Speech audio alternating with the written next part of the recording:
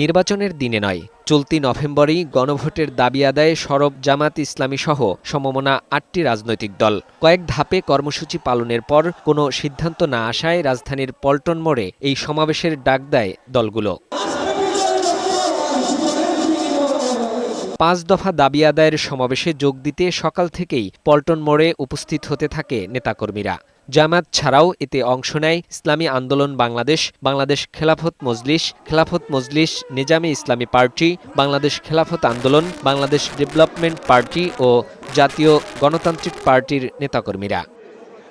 দলগুলোর নীতি নির্ধারকরা দ্রুত গণভোটের তারিখ ঘোষণার দাবি জানান, অন্যথায় যমুনা ঘেরাও কর্মসূচি দেয়া হবে। গণভোট এদেশের জনগণের প্রত্যাশা, আমরা এই দাবি সরকারের কাছে চাই। অতি সত্বর ঘোষণা না আসলে এরপরে কিন্তু যমুনা অভিমুখে যাত্রা শুরু হবে ইনশাআল্লাহ। দিল্লির ষড়যন্ত্রে আগামী ১৩ তারিখ লকডাউনের নামে আওয়ামী লীগ নতুন নাশকতার পরিকল্পনা করছে বলেও জানান বক্তারা। এই নভেম্বরে কিছু অপরাধীদের যখন রায়ের সম্ভাবনা, তখনই ফ্যাসিস্টরা বাংলাদেশ জুড়ে ককটেল গাড়িতে আগুন দিয়ে নাশকতার ষড়যন্ত্র করছে। রক্ত দিয়ে যেই ফ্যাসিবাদ বিদায় করেছি, প্রয়োজনে আবার রক্তের সাগর প্রবাহিত হবে, বাংলার মাটিতে ফ্যাসিবাদ ফিরে আসবে। ইসলামী আন্দোলনের আমির বলেন, ঐক্যমত্য কমিশনে সবাই গণভোটের পক্ষে মত দিলেও এখন কেউ কেউ এটা নিয়ে টালবাহানা করছে। নতুন করে কেউ ফ্যাসিস্ট হলে পালানোর রাস্তা পাবে না। শুধু একটা দল বিএনপি, তারা ভোট চায় কখন? জাতীয় নির্বাচনের দিন। বাংলাদেশের মানুষ বুঝে গেছে আপনাদের উদ্দেশ্য ভালো না।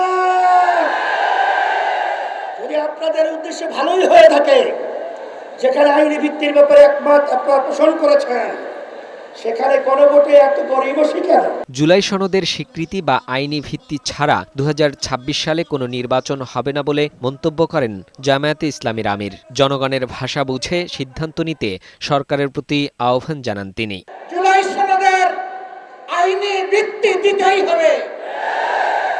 এই আইনি ভিত্তি ছাড়া কোনো নির্বাচন অনুষ্ঠান হওয়ার কোনো সম্ভাবনা নেই। কোনো দলের নয়, জনতার বিজয় হবে ইনশাআল্লাহ। এবং সরকারকে জনগণের ভাষা বুঝে অতি শীঘ্র গণভোট আগে নেওয়ার সিদ্ধান্ত নেওয়ার। দ্রুতই পরবর্তী কর্মসূচি জানিয়ে দেওয়া হবে উল্লেখ করে সেই কর্মসূচি বাস্তবায়নে ৮ দলের নেতাকর্মীদের প্রস্তুতি নিতে বলেন জামায়াত আমির।